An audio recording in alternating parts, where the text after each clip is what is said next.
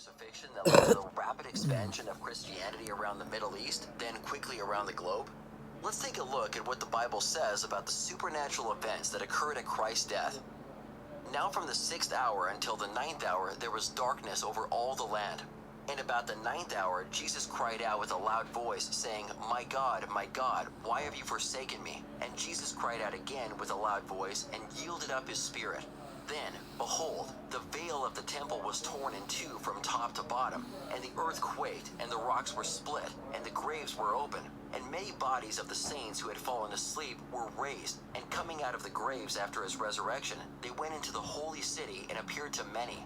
So when the centurion and those with him who were guarding Jesus saw the earthquake and the things that had happened, they feared greatly, saying, truly, this was the Son of God.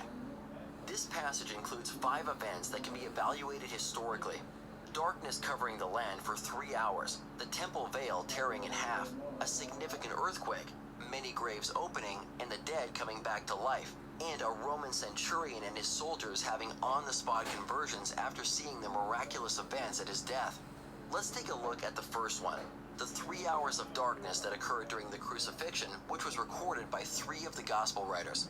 The accounts given by Matthew and Mark were very similar, and Luke, the physician, wrote it was now about the 6th hour, and darkness came over all the land until the 9th hour, the sun failing. Note that all 3 writers testify that darkness lasted for 3 hours, and that it covered all the land. Was this a natural event, or a supernatural one? Actually, we believe it was a supernatural event, because natural events that cause darkness, like storms and eclipses, just don't fit the historical descriptions of what happened. While storms can create temporary darkness, they don't cause the sun to fail, and none of the historical descriptions of this event, biblical or secular, mention a storm or even rain. Eclipses can also cause darkness, but only for minutes, not for 3 full hours.